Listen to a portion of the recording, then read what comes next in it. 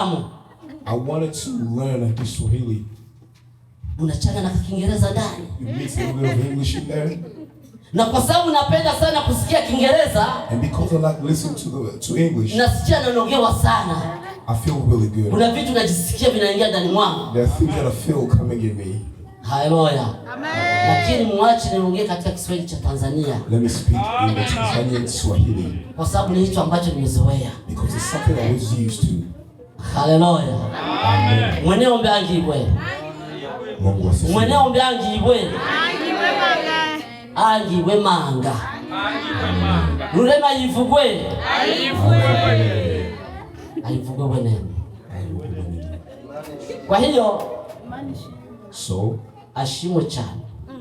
Amen. Kwa hiyo sema ambako nimetoka, so where I came from, kuna uongo ambao unafanyika kwenye mibali hapa. There are things that are happening. Unakuta mhubiri anakuja, you'll see a preacher coming in, anasema kule ambako nimetoka waliwasalimia. Saying that where I came from, they send you greetings. Lakini sijasema kiongozi yeye kule walimsalimia.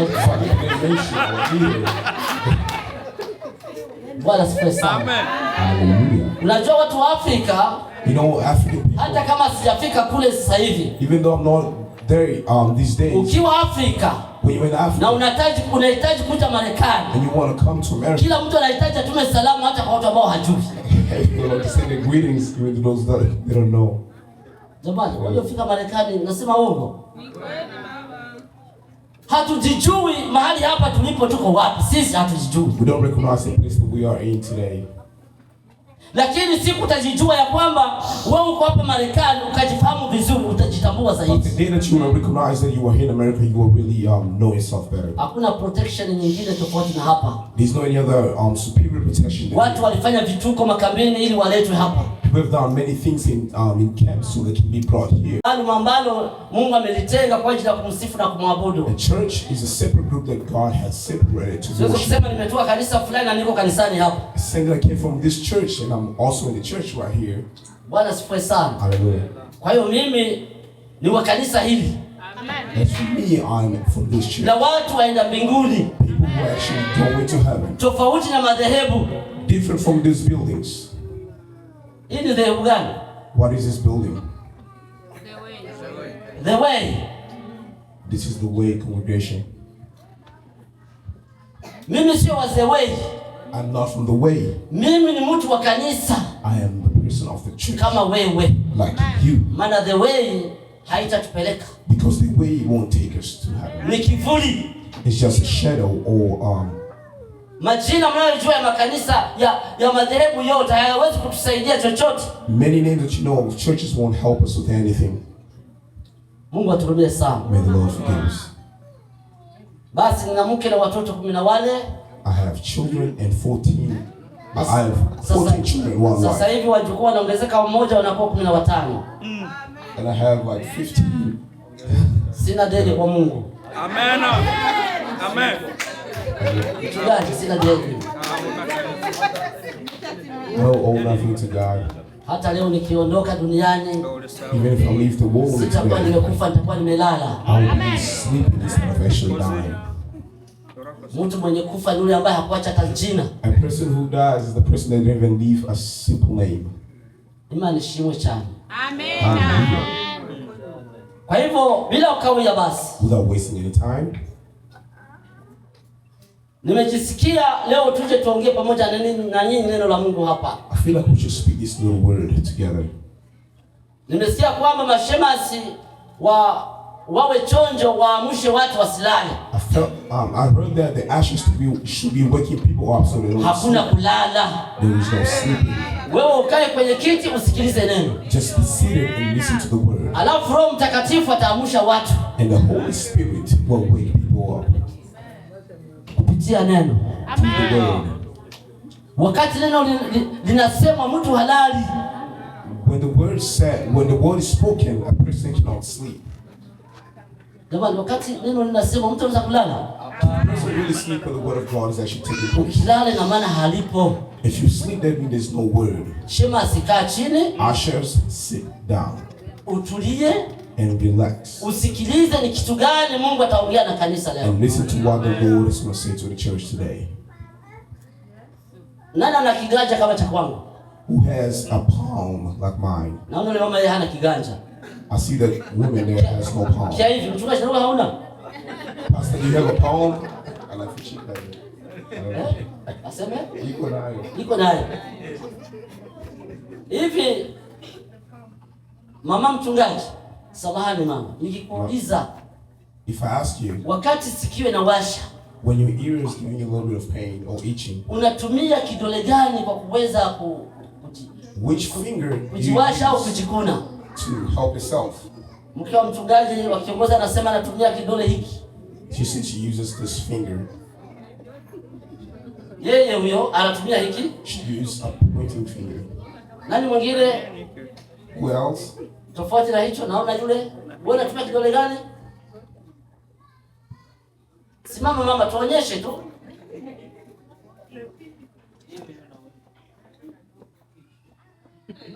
Kidole gani na yeye? Ni ile. Hicho. Mwingine? Who else? Na mimi ni Simama papa. Naona yule pale.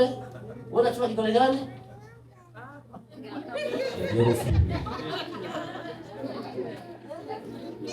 Tuko pamoja jamani? Are we together? Kuna mtu anafanya hivi? Some people do this. Na mwingine anafanya hivi. And other people do this. Nani mwingine? Who else? Tofauti na hivi vidole. Sema venye mwisho asema hapa same tayari. fingers.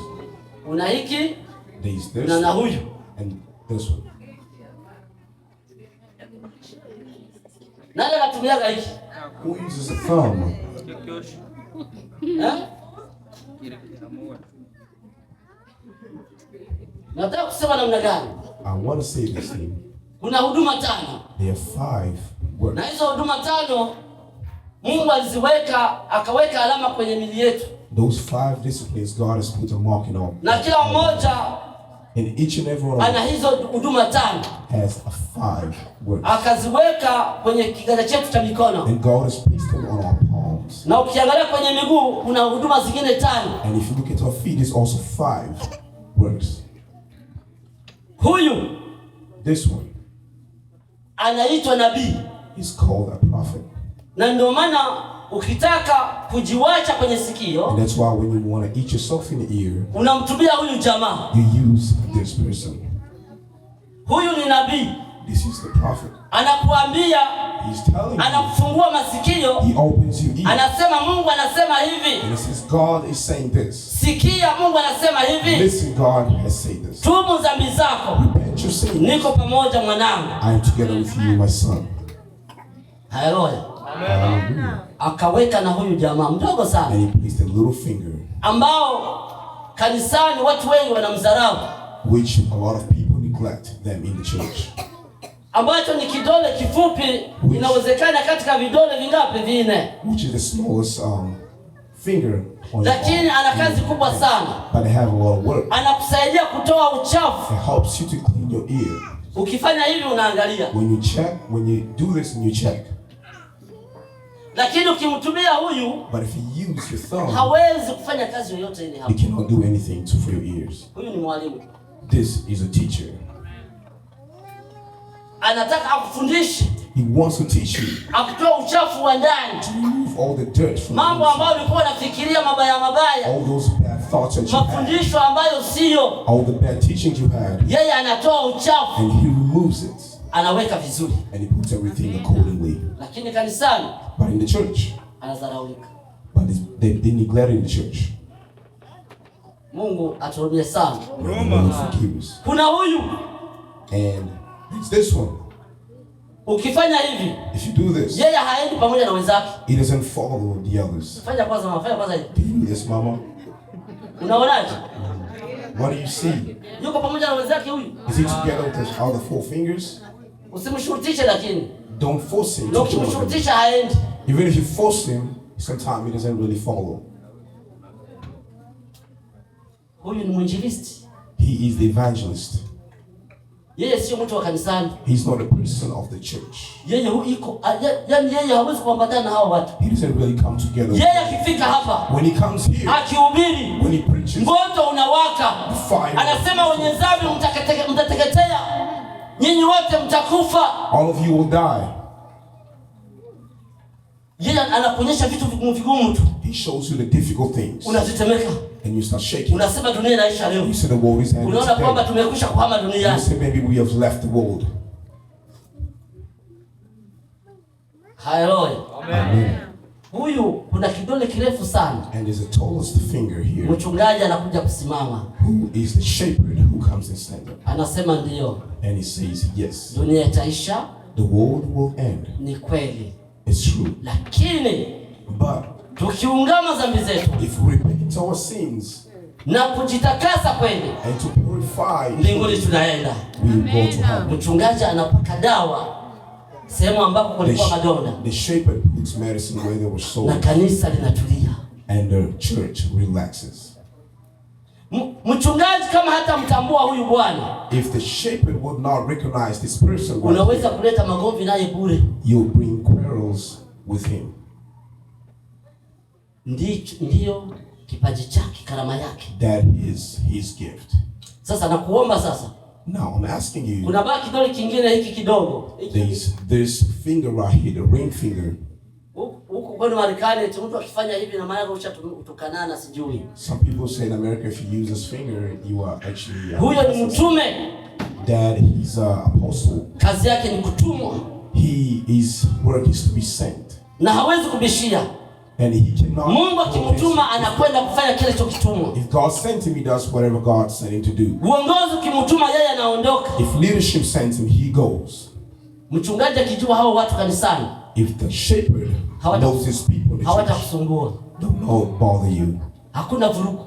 There's no any chaos. Kwa sababu amewatambua kila mtu nafasi yake. Because he knew each and everyone in their good place. Hallelujah. Amen. Bwana asifiwe sana. Praise the Lord. Kwa hiyo naomba sasa, asking you, sitakwambia kwamba mimi nitafundisha leo. I won't say that I'm going to be teaching today. Sitakwambia kwamba ninahubiri leo. I won't say that I'm going to be preaching today. Nitakuja kukuuliza leo nimesimama kama nani. I will ask you how I was standing today. Nilikuwa naongea kama nani? How was I speaking today? Kama mwalimu? Was I speaking like a teacher? Kama nabii? Like a prophet? Kama mwinjilisti? Or an evangelist? Au kama mchungaji? Or as a shepherd? Au kama mtume? Or like a... Nitakuja kukuuliza. And I'll ask you. Wewe nifuate. Just follow me. Na hautalala. And you're not going to sleep. Na usingizi ushindwe kwa jina la Yesu. Amen.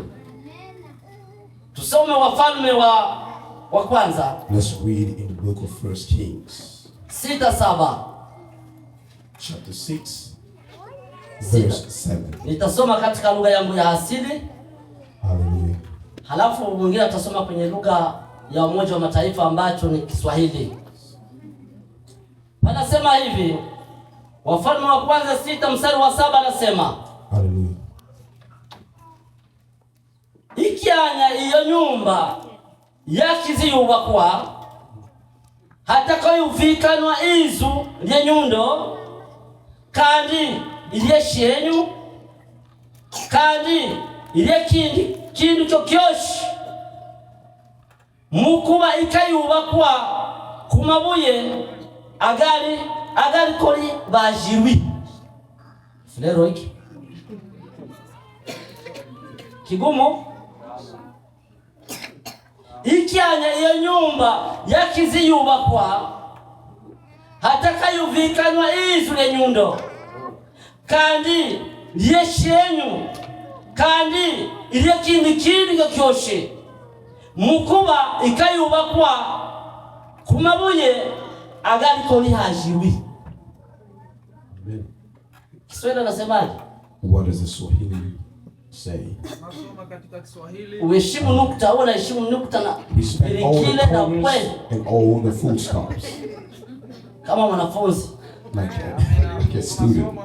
Na nyumba ilipokuwa ikijengwa, ikajengwa kwa mawe yaliyokwisha kuchongwa chimboni. Ndiyo.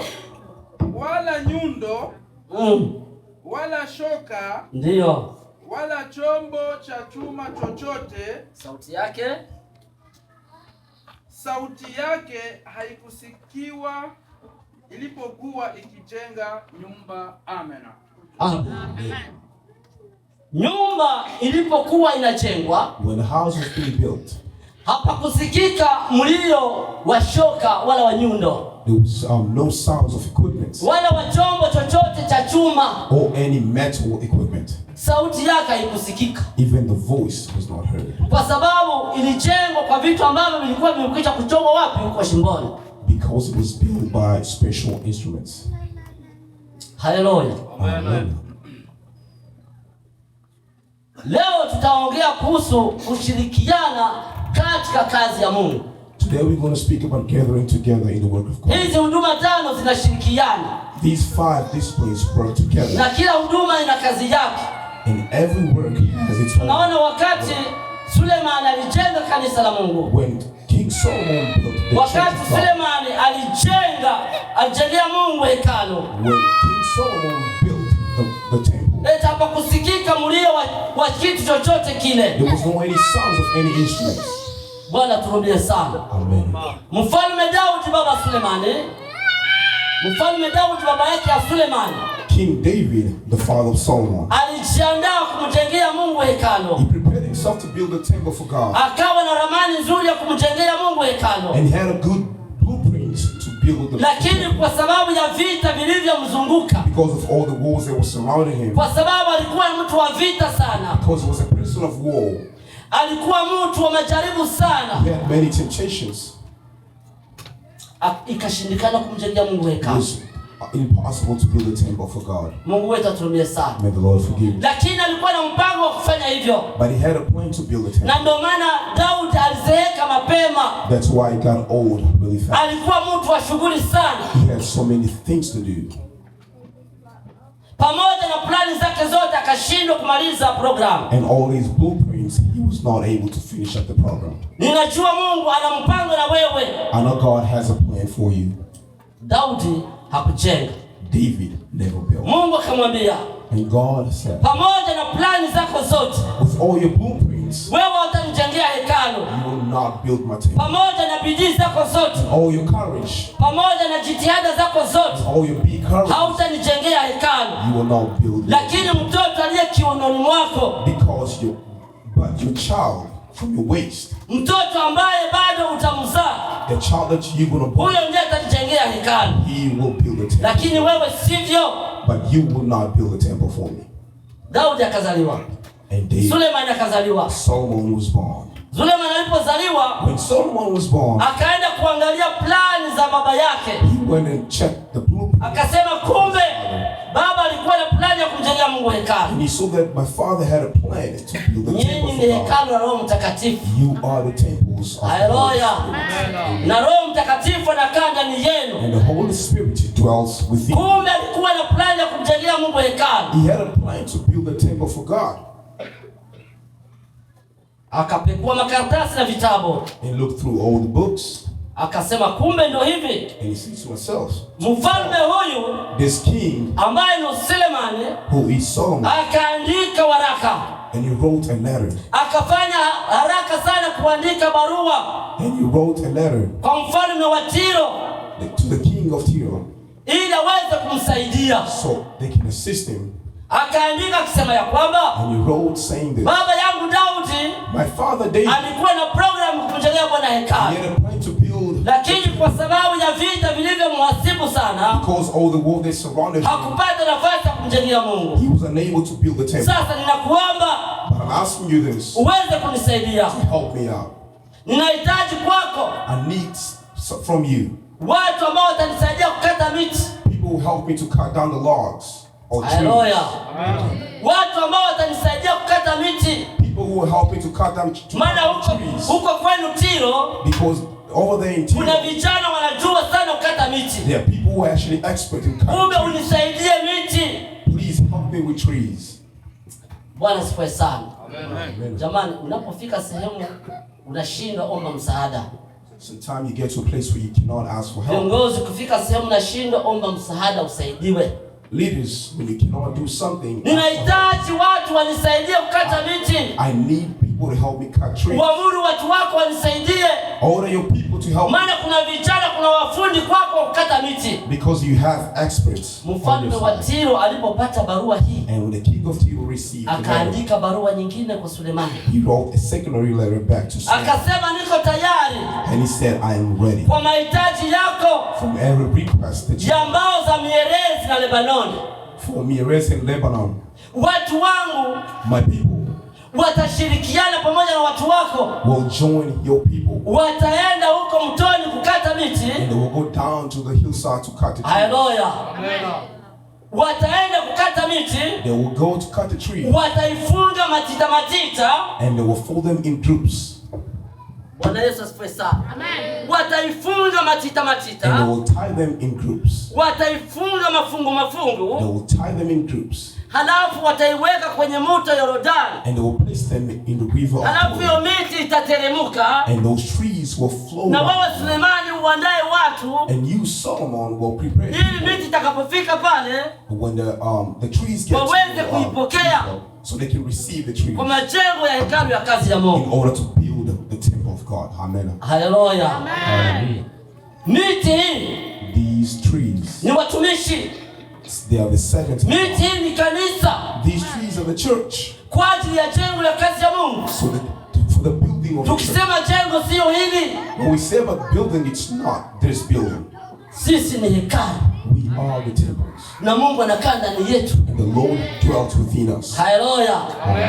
Halafu hiyo miti And those trees, nikiishusha kwenye bahari, when I set them down, uwe tayari kuipokea be ready to receive na uifungue, and open it halafu ifanye kazi ya Bwana. so that it can work for the Lord. Daudi akakimbia, Sulemani akakimbia, And Solomon rushed, akapanga wa vijana kwenye mto, and he placed all the wa vijana wakajipanga and all the youth ili kusubiri hiyo miti iche. to wait for the trees. Haleluya. Nitaiteremusha I will let the trees flow kwenye mto, in the river, na huo mto and that river ni damu ya Yesu Kristo. is the blood of Jesus. Mtumishi ambaye A servant of God anaingia kwenye utumishi who comes into the na hakupita ndani ya damu ya Yesu Kristo, God going through the blood of Jesus ni kelele. is just simple noise. Mkristo, A Christian, muimbaji a singer, hajapita ndani ya damu ya Yesu who Kristo, is not going through the blood, maana sisi ni miti iliyo hai. because we are living trees. Kama hajapitishwa humo, If you've not passed naye akaja akasema na mimi ni muimbaji, and claiming that you are a singer, tunasikia Biblia inasema ya kwamba we have heard that the Bible, wakati walikuwa wanajenga when they were building, hapo kusikika mlio wa shoka, there was no any sounds of, hakuna mpanga ulilia ndani, no sounds of instruments. hakuna nyundo There was no wala vyombo vya chuma havikulia. or any metal equipment. Ilikuwa silence tu, Everything was vitu completely vyote silent. walivitengenezea kule. Everything was built over there. Sasa tukiwa na watu When we have people katika huduma ya kazi ya in Mungu the work of na God wakupita ndani ya mto who have not gone ambayo ni damu ya Yesu Kristo, which is the blood of Jesus, kwa kwenda kujenga kanisa la Mungu, build the temple of God, zitakuwa nyundo kila siku kanisani, we're going to have a lot of hammers every day in church. zitakuwa shoka kanisani. We're going to be using metal equipment. Kiongozi, ukiona watu hao, Leaders, you see those kind of wala people, usisumbuke, don't bother yourself. ujue kwamba hao watu Know that these people, walienda kuletwa, they were brought, hawakuchongwa. they were not really prepared. Aseme ilijengwa kwa mawe yaliyokwisha kuchongwa, They were built by na stones. hayo mawe yalikuwa yanachongwa ndani na nje. And those stones were sharpened Haleluya. inside and out. Mawe ambayo yalijenga hekalu The stones that were yalichongwa ndani, they were yakachongwa na they nje. were carved from the outside. And Kama ungekwambia uangalie mbele ni wapi na nyuma, haungeweza. you cannot really tell the back and the front. Vyote vilifanana. The both sides look alike. Sasa kama alikuja kwenye haleluya, Amen. kama ameletwa kanisani If he's brought to the na huko hajachongwa, and he is not being sharpened or curved, inabidi sasa tuanze kukamata sasa hama tuanze kuchongea hapa we have kanisani. to use the hammers in the church and start to. Sikelele hizo That is chaos. hajachongwa, They have not been curved. kila siku ni makelele tu, Every day is just chaos. asikusumbue. Don't let Mkristo mwenzangu huyo mtu asikusumbue kwenye kwaya. my fellow Christian, don't let that person bother you in the choir. Kiongozi wako anamwambia hivi, analeta kingine. Umwambie wewe haujachongwa. Just tell them you have not been curved yet. Haujapitishwa ndani ya mto Yordani. You haven't gone through the river. Ndani ya damu ya Yesu Kristo. Through the blood of Jesus. Mtu ambaye amepitishwa ndani ya Yesu Kristo. Akachongwa kutoka huko zambini huko akaletwa. From the sea. Hana makelele yoyote. They have no noise. Mungu aturumie sana. May the Lord forgive us. Haleluya. Utakuwa tayari kuipokea. You'll be ready to receive kwa ajili ya kazi ya Mungu. For the work of God. Inafungwa kwa pamoja. They've been grouped. Hawakuituma kwamba kila mtu anaenda kivyake, hapana. They did not send them separately. Ni miti ambayo ilikuwa kwa pamoja. They were all bound together. Tena kwa kamba tatu. With 3 strings. Asante Mungu. Haleluya. Amen. Ambayo ni kamba tatu. And those 3 strings or 3 cables. Mungu Baba, God the Father, Mungu Mwana, God the Son, na Roho Mtakatifu. And the Spirit. Vikiingia kazini, when they come into the work, ni sawasawa na ngungulu na ngungulu au pipa ambayo inajazwa mafuta. It's like a very full vessel. Haleluya. With oil. Pipa ambayo inajaa mafuta. A vessel filled with oil. Tukisukuma hapa kwenye mawe, when you throw it also, zile barabara zetu za Afrika kule, stones, tukisukuma, when we send it all, we hear a very deep sound. Wala hazina kelele. And they don't have any sound. Lakini tukisukuma pipa ambayo haina mafuta, if we send an empty pipa ambayo haina maji ndani mwake, a vessel without no water, tukaisukuma kwenye barabara ya mawe, when we send it through the brick stone road, utasikiaje? What will you hear? Kelele. A lot of noise. Ujue kile kipipa, you know that vessel kina mafuta ndani yake, has no oil. Na ile pipa ilipita mbele hata kidogo hapa. Ile iliyotangulia ilikuwa na mafuta. And the previous haitawasumbua don't have any, kwa sababu imejaa, because it was filled. Haleluya. Amen. Mwimbaji wa kimba akasema niete mchiko wa Yesu shishi nyatelo velo. The singer sang as he sang. Mtu ambaye ana mzigo wa Yesu ndani mwake, a person who has hana haraka ya kutembea, they're not in a hurry. Hana haraka ya maisha. They have no hurry in life. Anatembea kwa maringo. He works with very comfortable. Haleluya. Anatembea kwa step. They work in steps. Sawa sawa na mwanamke mjamzito. Like a pregnant woman. Akitaka kutembea hapa, when they're about to step, mimi nilikuwa nafurahi sana. I used to be very happy. Wakati niko mwanafunzi. When I was a student. Nina madaftari naenda shuleni. I had books. Maana sisi tulikuwa hatuna begi. Because we never had. Acha nichukue kwanza daftari zangu. Tulikuwa tunatembea hivi. We used to walk just like this. Tunawahi shuleni. Rushing to school. Sisi tunatoka Kalungwe kule vijijini Kalungwe. From all the way in the village. Tunaenda Mlongwe kusoma. Heading to Mlongwe to get educated. Sisi zawadi ya rais. Na mguu. Nikikuta mwanamke mjamzito barabarani. When I see a pregnant woman, alafu naangalia anavyotembea and see the way she's walking. Haleluya. Mama mjamzito, a pregnant woman, akitembea, when they're walking, anasikiliza napo kwenye anakanyaga kuko namna gani. They feel every step of the road. Hatembei ovyo ovyo hivi. They don't just walk. Kwa sababu ana kitu ndani mwake. Because they have. Kwa sababu ana kitu ambacho anatarajia kesho. They have something that they're expecting for tomorrow. Haleluya. Ili asije kudondoka na masefu yake fulani. Fall. They have na kusa kitenge nilifunga unikuonyeshe kisi mwanamke mjamzito anatembea.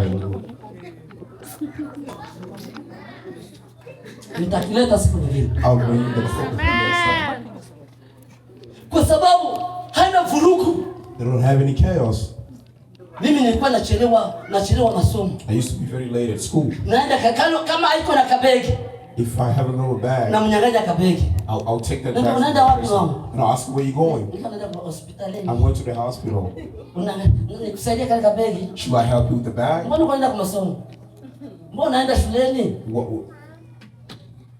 Ninamuuliza nikusaidie begi? And I'll ask them, should I ask you with the bag? Anasema mbona unaenda kwa masomo? But you are going to school though. Nipe tu nikusaidie mama. Just give me the bag, I'll help you, mom. najisikia kuwa karibu yake. I feel very close. Akitembea na furahi. When they walk, na mimi nakuwa kando, tunatembea tunaongea. And I just go along with her as we talking and walking. Mtu mwenye kitu ndiye anafuatwa. A person who has something. Mwenye kelele hawezi kufuatwa. A person who is full of chaos cannot be followed. Amen. Kwa nini watu wa kelele wakusumbue? Wewe ambaye una mzigo wa Yesu ndani mwako, ambacho una kitu Yesu aliwekeza kwako, kwa nini akusumbue? Mwenzako muumini anakusumbua kwa nini? Why they're bothering you? Kwa nini? Why? Ni why? Maana kwa nini? Maana ni why? Why? Why anakusumbua? Mungu atumie sana. Habakuki akasema nitasimama kwa zamu yangu. I will stand on my word. Nione kile atakachokitenda. And see what God will do. Simama kwa zamu yako. Stand on your word. Uangalie ni kitu gani Mungu atakitenda. Kwa ajili ya kanisa. God will do for the church. Mambo mengine mwachie Mungu. And other things just leave them to God. Sisi ni kuomba. Us, our work is to pray. Alafu acha tono vide zilete fujo. And allow those empty vessels to Those empty vessels always make a lot of noise. Pipa ambazo hazina mafuta. The empty vessels hazina maji ndani mwao. No water. Ambazo mawe ambayo haikuchongwa. And those are the stones of miti ambayo haikupita kwenye damu ya Yesu Kristo. The trees who didn't go through. Kila wakati. Every time. Ni vurugu. It's always chaos. So, nataka unioe. I want you to marry me. Utaolewa? Are you going to get married? Mezala kifre nasema nyanga atayangika. Nyanga atayangika. See that? Utajijua. Nyanga atayangika. Nyanga will not be married. Bwana sifiwe sana. Wewe subiri. Just be humble. Omba Mungu tu. Just pray to God. Wache Mungu akutafute. And let God seek you. Unaweza kutafuta Mungu na hutamuona. You can seek God but you don't. Lakini Mungu akikutafuta, when God seeks you, pamoja na bidii zako, together with all his, pamoja na kuomba kwako, with all your courage on your haleluya, ukajitenga na dhambi, and separate yourself, Mungu atakuona. God will see you. Nakumbuka Esther, binti Esther. Esther. Ule mwarishani yako wa kule mbiblia kule. Or your fellow Esther from the Bible. Wakati mfalme walitangaza kumtafuta binti. When they were looking for her. Mordekai akasema sasa itakuwaje? And King Mordecai said, what we do? There's a little girl that Mordecai said, I'll take my little girl, my niece. And when God shines upon you, by the time when they went to the king, the king was sitting, and he was well to see what kind of women were pleasing. God gave men eyes to see. The king one after every woman was going through with her own pause. Some were walking as he's walking. And God was looking. And the king was looking. And he's like, no, this one, no. And you, Penina, just passed by. And this Lassie came as well with her own style of walking. And the king will look, just pass. What does this king really want? That these beautiful women just passed. All the Francines has passed. And we know all these people. What does this king want? Our God does not look at your face. Our God does not really look at your face. It doesn't look how tall you are. It doesn't look how short you are. It checks the depths of your heart. Mfalme akaangalia akasema hawa wote. And the king said, pamoja na weusi wao, even though they were nice and pamoja na weupe wao, and all their na urefu, and all their tall, na unene, and all their big, na kuenda sana, and all their slim bodies, hata mmoja, not even one of them, hajapitishwa ndani ya Yesu Kristo. they have not gone through the blood of Jesus. Ikafika muda wa Esther, and when it came to the time of Esther, binti akaja, and aseme hakuhitaji kitu chochote. She did not need nothing. Hakuhitaji mama kujikomboa. She did not need any makeup. Hallelujah. Amen. Binti akachomoka. And a young lady came. Binti aliyeangaziwa na Mungu. And it's a girl binti ambaye amechongwa na Mungu. The girl who was binti ambaye aliacha Mungu amtetee. The God who laid God to speak for her. And she came. Hallelujah. Wala hana mapoze ya kutetea. Without any special process. Amen. She didn't have any special process. She just came as a and the king saw. And he said this.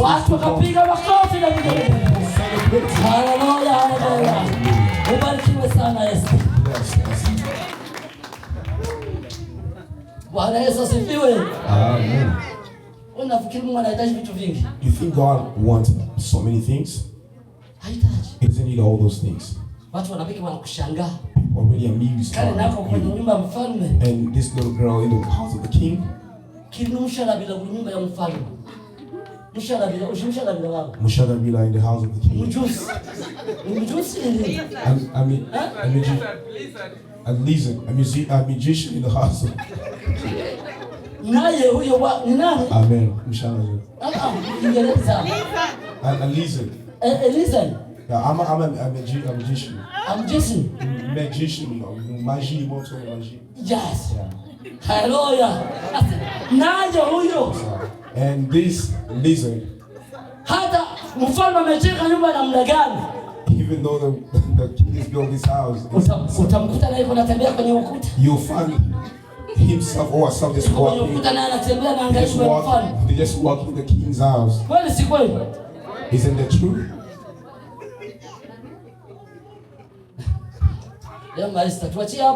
Should we stop right there? Should we continue? Let us step in the oil. And look at the hammers right now. That who are not supposed to be heard in the church. Those that haven't went through the blood of Jesus. Let us look at them. And it's not anyways from Galatians. Read from me in the book of Galatians 5, chapter 5, 19. Galatians chapter 5, verse 19. Tuangalie zile nyundo sasa ambazo zikilia kanisani mambo inabadilika. Usome step by step. Virigili weka virigili. Kama unaweka kama. Haleluya. Amen. Bwana Yesu asifiwe. Amen. Nataka mwanamke mmoja asome. Amen. Amen. Msikilize, wamama watatuambia nyundo ambazo zikilia kanisani, kanisa inapeperuka. Karibu. Welcome to the Mpe maisha. Give her the mic.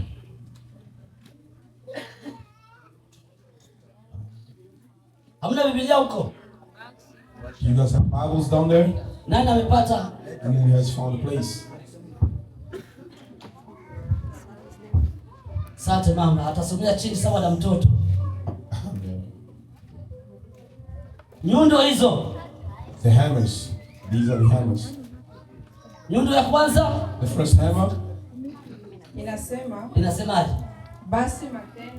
Ya, mtoto mpaka seme nayo. Basi matendo ya mwili ni dhahiri, ndiyo haya. Basi ndiyo haya.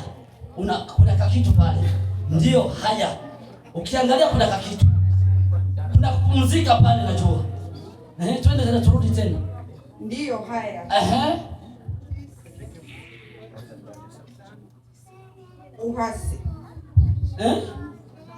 uasherati. Simama. Nyundo ya kwanza ikilia kanisani, when it sounds in the church, watu ambao hawajapitishwa ndani ya damu ya Yesu Kristo, people who haven't passed through the blood of Jesus, ni uasherati. They are sexual morality. Tuko pamoja? Amen. Wakiwa kanisani, when they're in the church, wakiwa kwenye kwaya, when they're in the choir, wakiwa kwenye watumishi, when they're wakiwa kanisani, when they're in the church, usherati ukilia hapa, when immorality, ukilia kule nje, ukilia kule nje, when it sounds on the outside, kule kwa kampuni kule, at the companies, maana washerati ni kwa binti, because all those sexual morals are from the. Na ukilia shuleni kule, when it sounds at a school, wakakuona and they saw you, ni nyundo kanisani. It's a hammer in the church. Vitatoka kule vitakuja kulilia hapa. They will come from there and come. Maana watakukuta unapiga dance hapo. They'll find you dancing in here. Huyu naye mnasali naye. And so you pray. Aseme tuko ni mwanakwaya wetu. Oh, he's a man, she's a man. Na yule naye. Oh, that one as well? Na yule ni muumini, aseme muumini wa hapa. Is she the believer of you? Na yeye. Oh, her too? Nyundo. That's the hammer. Ikilia. When it sounds, it's just 3 minutes and the will of God is scattered. Mama, uchafu. Impurity. Uchafu ni kama uasherati, ni kama uasherati. It's the same thing as sexual immorality. Tuko pamoja kanisa. Are we together? Uchafu ni kama uasherati. Na uchafu wa mwili sio wa kiroho tu, na wa mwili. Even the impurity. Maana mawe ilijengwa, ilikuwa imejengwa, walitengeneza nje na wapi? Because the stones were carved inside and out. Siku moja nikaenda Dar es Salaam. One day I was going to Dar es Salaam. Sina kitambulisho. Without any papers. Na Tanzania ukishikwa huna kitambulisho. Tanzania if you've been caught. Na hivi ndipo nasema wananisikia wale wa jamaa. As I'm speaking they can hear me over there. Ukishikwa huna kitambulisho. Even caught. Wale wa migration wale. It was immigration. Ilikuwa ni hatari. It was very trouble. Nasema nitapitaje? And I asked myself, how am I going to pass through this? Nikajipanga. And I prepared myself. Nikaweka kasuti nikaweka. And I put a suit on myself. Hapa nikafungua hapa. And I had to open up my shirt. Nikafanya nguvu nikae kwenye seat ya kwanza. And I had to make sure I'm sitting in the bus. Nikaenda nikakaa. And I sat. Kufika sehemu. And when we reached the place, tukakuta wako pale. We saw that they were. Kama inafungwa. The rope is tied. Wakasema tutambulishane. And they said let's ID ourselves. Ni maafisa migration. We are the officers of immigration. Tunataka kukagua. We need to. Na mweke vitambulisho juu. Please put your documents. Sina kitambulisho. And I had no documents. Na mimi nimekaa. And I was sitting. Niko kwenye seat. At the seat. Nikamata nikaweka ine. And I put my leg on top. Walipofika kwenye niko. When it got where I was sitting. Kwa sababu nilikuwa msafi. Because I was very clean. Hallelujah. Amen. Wakanisalimia shikamoo mzee. And they say elder. Nikasema marhaba. Mzee mna kongamano huko? Do you have a congregation? Nikasema ndio, tuna kongamano la vijana huko, tunakwenda kufanya seminar. We have a special seminar for the youth. Kazi njema mzee. They say na sisi mtuombee. Nikasema usijali kijana wangu. Tutakuombea. Haleluya. Safi. Impurity. Pandani na wapi? Walinisoma huyu ni mtumishi. They said this is the servant. Na sikuwa naenda kumtumishi. And I was not going to anything related to this. Nilisema uongo, nilikubali tunaenda kwenye kongamano. Lakini ni uongo ukisaidia kujinasua. Mimi nasema kwa nini ufe kabla ya wakati wako? Kwa nini ufe kabla ya nini? Tusiwe wajinga kupita nini? Kiasi. Toa pole kama ua, lakini warefu kama nini? Ukifika kwenye nayo uangalie wako namna gani. Na wewe unaendana na zile akili zao. Just follow. Mzee utuombee sawa nitaomba. Elder pray for us. Chafu. Impurity. Kitu kibaya sana. It's very bad. Kwa kiroho, in the spirit, na kimwili. And also in the tupe nyundo zingine. Give us our ufisadi. Shuka tena. Keep going. Ibada ya sanamu. Ibada ya sanamu. Acha pale. worshiping adultery. Sanamu sio mpaka tutengeneze kitu tu tukiweke hapa. Being an adultery is not just building something. Wengine wanafanya pesa zao kuwa sanamu. People are using their money as idol. Akaunti zao kuwa sanamu. Their accounts as wakitangaza mambo ya kanisani, anaenda kuangalia nikitoa $1 moja hapa kuna baki ngapi. When we announcing about offering, they're going to check your money. Tena anataka kuifanya kama ibada yake ndio hizo pesa zake pale. They want to say that this money is our service, always their service. Leta mwingine. Uchawi. Witchcraft. Ukilia kanisani uchawi. When you are crying in the church, that's witchcraft. Na sio uchawi wa kimwili, tuna wa kiroho. It's not just like a body witchcraft. Wengi wanaloga watu wengine kwa maneno. We are witching other people too. Maneno tu yanaua watu wengine kiroho. Some words are killing people. Hata na kimwili yanaua. Even in the body as well. Maneno. The words. Unaweza kwenda kwenye daktari na kumwambia wewe, you went to a doctor, nilikuangalia hapa, I've checked you. Uko na kansa. You have cancer. Kumbe kansa hakuna. And you don't have any cancer. Unaanza kunyongonyea. You start feeling really unaanza kunyongonyea. Anakwambia fuata madawa haraka. And they will tell you to start taking medicine. Yale madawa yanakumalizia. And those medicine will kill you. Uchawi huo. That's witchcraft. Wengi kanisani wanamalizana kwa uchawi wa maneno. Many people kill each other from words. Wewe kingali mwa hiyo kanisa. And you saw the church. Unaona ni kanisa hiyo. Do you see that's a church? Mtoto wake ndio anapiga gita. Oh, that's his son. Mwingine anagusa sijui nini. The other kid plays. Na yeye ndio mwimbishaji. And he's the singer. Tutoke. Let's depart. Uchawi. That's witchcraft. Kwenye utaenda utakuta wachawi wengine. Where you go, you're going to find other witches as well. Yule mama naye. And that woman as well. Ile siku ya Mungu alikuwa na ile nguo. Same, she came to church. Na leo tena ni ile ile tena. It's the same outfit again. Mnakaa mnammaliza. They are finishing her. Weza kwa naisha. And your fellow woman is akifika depressed. Aseme mwavita. Sasa hivi ndio tunakusema tu. Amen. Sasa hivi ndio tunakuongelea. We were just talking about you. Mlikuwa mnanisemaje? What were you talking about me? Sema siku nyingi hatuyakuona. Na Jumapili kufika hata kanisani. Even in the church, when we show up in the church. Mnamalizana. You are finishing each other. Kama unaniona kosa njoo nabii. If you see something wrong, kama kiongozi anakosa wewe mwambie.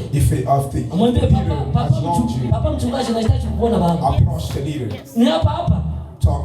Asema twende ofisini.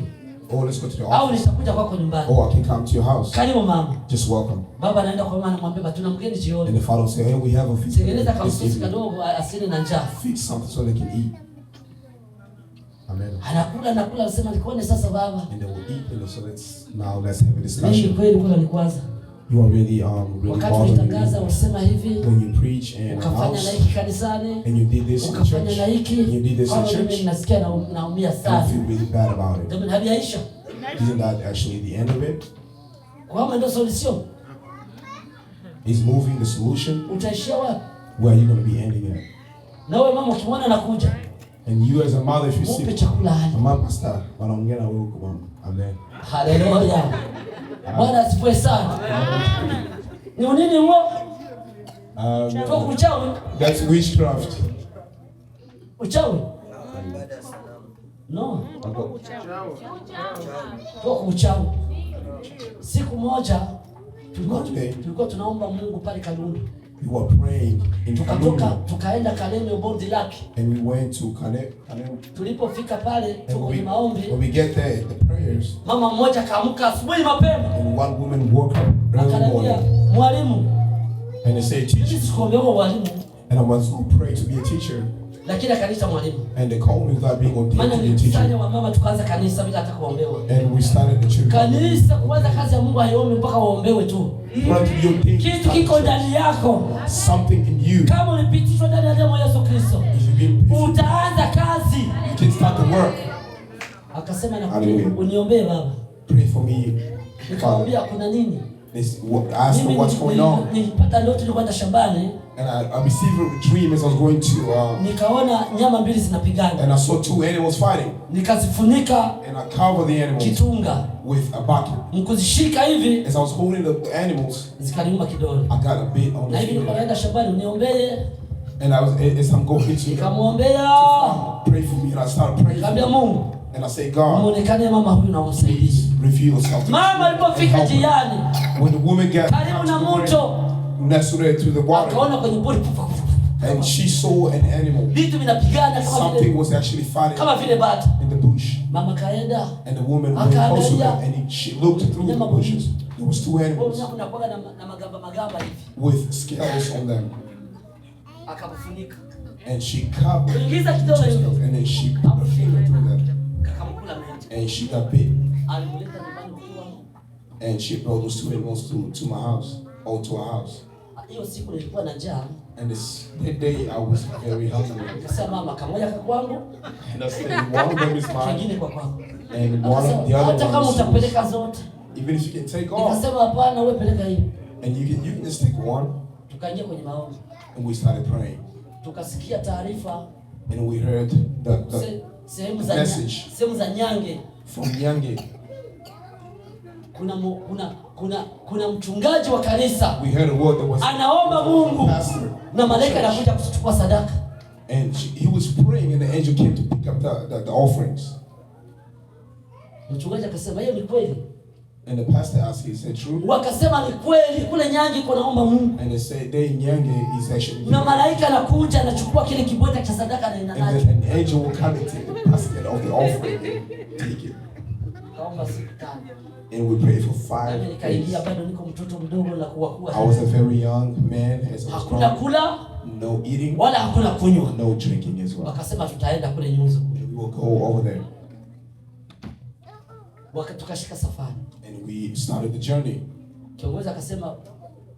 And the leader of the prayer said, some will join the service, and the others will but the leader said, we all and see the wonders that are going to happen. And here we have told God, if it's you, when we get there, if it's you, let the angel come. If it's not you, mtu akiwa ndani ya Yesu na maneno yake yakiwa ndani mwake, chochote atakachokiomba Mungu atakifanya. Haleluya. Ibada ikaanza hapo, na naenda haraka. Niko nakuambia sasa naenda haraka. Sitashika story yote. I'm just going fast without following the actual story. Kaka kwenye viti. And we were seated at the seats. Muda wa kukaribisha watu ikafika. And the time to welcome the visitors. Tukakaribishwa. We were welcomed. Kutoka sehemu coming from other places. Muda wa sadaka ukafika. And the time for the offering came. Walikuwa wanatoa sadaka. And they were offering. Wanatandika madrapu. And they were putting some clothes. Zinaja wanafunga. And they would tie the clothes. Wanapeleka. And they would take them to the back. They tie. Wanapeleka vitenge vinafungwa vinapeleka. They'll take everything to the back room. Vingi sana. Wanaweka kwenye madhabahu. And they put it at the altar. Tunaomba mchungaji asimame. We pray for the pastor to stand up. Kuombea sadaka. To pray for the offering. Uchawi. Witchcraft. Nyundo mbaya sana kanisani. It's a very bad hammer in the church. Mchungaji akasimama. And the shepherd stood up. Akasema, Baba. And he said, Father. Mazoea. What you are used to. Akamenyero kichiki. As he said. Thank you. Mazoea. The things that you are used to. Haleluya. Kutoka. And he was not able to take. Kuja kuangalia. And we looking. As we are looking, she was the wife of the pastor. Sio mama wale wakuu. Amenata kwenye madhabahu. They had stuck at the altar. Mama mzee wa makamo. And very old. Watu wakashtuka. And people were feeling. Watu hawajui ni kitu gani kiliendelea. They didn't know what was going on. Hawajui Mungu aliongea na wanani. They don't know wakati unataka kuomba Mungu. When you're about to pray. Hata kutangaza usitangaze. Don't preach about. Wewe ingia fasi ya siri. Just go in the very. Ongea na Mungu wako kwa siri. Mungu atakujibu kwa siri. God will answer you. Haleluya. Watu wakashangaa. People were very amused. Waliposhtuka. When they were. Wakakimbia nje watu wote. Everybody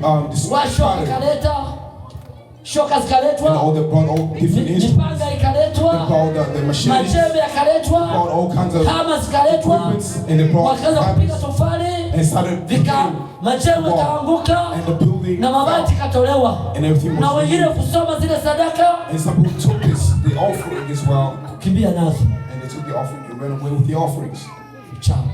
Witchcraft. Nyundo mbaya. Kanisa jengo la kanisa likaisha kwa siku moja, ambalo limejengwa kwa muda mrefu sana, lakini kwa sababu ya uchawi, because of witchcraft. Jamani, mnakuja na uchawi mpaka huko Marekani. Why you bring witchcraft to America? Kusumbua watu Marekani na uchawi. To bother people in America with kuna vifo vingine ambao sivyo. Some death. Vifo vinatisha. They are not natural death. Hapa Marekani hapa. Here in America. Na watu wako kanisani. Wanasumbua watu kanisani. They are bothering people. Si kwa watumishi. Not just si kwa wahubiri. Even with the hapa Marekani. Here in America. Tumoja nikamwambia acha usisumbua kisu niroge kwanza mimi. I told other person do not be a witchcraft. Niroge kwanza mimi. Come to me and bewitch me first. Alafu tuangalie mimi na wewe. So we can see. Akasema hii animata hii wiki ile video. Akasema unanijua? And he said, you know. Akasema mimi nakujua vizuri sana wewe ni mchawi. I know you very well. You are a witch. Lakini kwangu mimi. But to me. Utaikalia msumari. You will sit on a nail. Akasema lola no mwana lola. He said, look at this kid. Nyarugusu pale. Then Nyarugusu. Nikamwambia mzee. And I told them, elder. Umeroga muda mwingi sasa umefika mwisho. You have been doing witchcraft for a long time. This is the end. Watoto wadogo sana wale. They are really young kids. Wengine wanasema shetani hana meno. They say the devil doesn't have teeth. Lakini hana meno. He doesn't have teeth. Kama ulipitishwa ndani ya damu ya Yesu. If you went through the blood. Kama hujapitishwa ndani ya damu Kristo. If you went past the blood. Wachawi watakusumbua. The witches will actually bother you a lot. Akasema kufika saa 6 leo. And he said midnight. Ya mchana. Oh, he said today at 12 o'clock. Na kuambia ni mata hautakuwepo. You won't be existing. Msema jina ule jamaa atamsema atamjua. If I mention the name, lakini sitamsema kwa sababu tuko kwenye utandawazi. I'm not gonna say the name because we are. Nikamwambia mimi. But I said me. Me. Haunifahamu. You really don't know me. Asema haujui si wewe. You don't know us, but baby. Asema wewe ndio hujua Flero wewe. Haleluya. Bwana sifiwe sana. Wewe ni mfulero. You are mfulero. Sorry, wewe ni mbembe. You are mbembe. Lakini mimi ni mfulero wa mbinguni. Utakachokifanya hakitapata nafasi ndani mwako. Will not take place in my life. Saa 6 utaona. And at 12 o'clock you see. Mimi nakupa saa 5 hapo duniani. And I'll give you 5 hours. You're not going to be in the world anymore. Mchungaji nikaenda nyumbani. Nilikuwa natoka kazini. Father, I went home as I was coming from work. Nikaenda nyumbani. And I went home. Nilipofika nyumbani natulia. When I got home, nikasema kaka jamaa. Katakuja kunyanyua kabisa kama. Jamaa si unajua tuna mwili ya. We have a body. Shetani akaja sema kaka jamani katari. Nikajipa nguvu. Nikasema Mungu. Kama nimesema yale. Kama nilijitapa vile. Mimi sina uchawi. Lakini najua kwamba wewe ndio mchawi wangu. Naomba unionekanie. Naomba unionekanie. Uweze kunifanyia kazi. Unipe nguvu. Unipe ujasiri. Ili jina lako liweze kuinuliwa.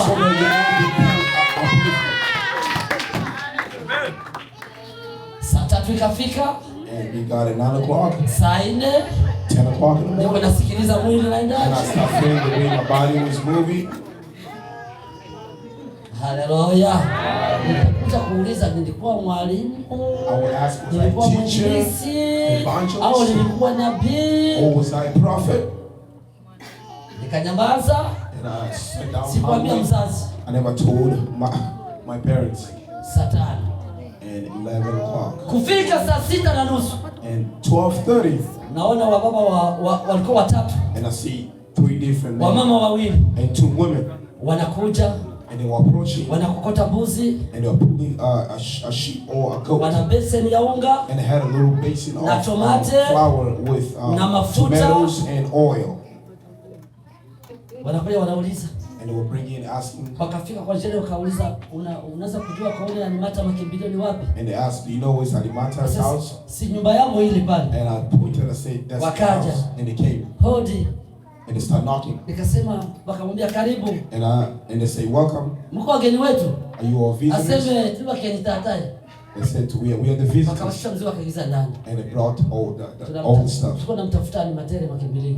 We are looking for Matere Makimbilio. Sema alikuwa hapa sasa hivi. He was just here. Watoto wakaniambia papa kuliko wageni nyumbani. Father said there's visitors in the house. Kuja kufika. And when I got there, sura sijui. I don't know those faces. Wakaniambia hivi. And they told me this. Baba wewe ndio Makimbilio? Are you Makimbilio? Nasema yes. And I said yes, I am. It's me. Hallelujah. It's me Makimbilio. Mimi Makimbilio. Bwana Yesu asifiwe. Hallelujah. Wakasema baba. And they say elder. Tangu mliongea na ule baba yako kule njiani mkabishana. Since you guys had a quarrel. Na hivi tuko tunasema with the person hospitali. The persons at the hospital. Mguna mkono. Mguna mkono. They are paralyzed. Amepooza. They are paralyzed. Na kile kama moja. Even the mouth is fixed. They're just drooling. Nikasema Bwana usifiwe. And I said thank you God. Hallelujah. Akaanza kusema acha kucheza na mfulero. And they said he don't play mfulero. Lakini hakuwa mfulero wa kawaida. It was not a normal mfulero. Alifikia naongea na mfulero wa kawaida. He thought he was talking to a mfulero wa mbinguni. Hallelujah. Hallelujah.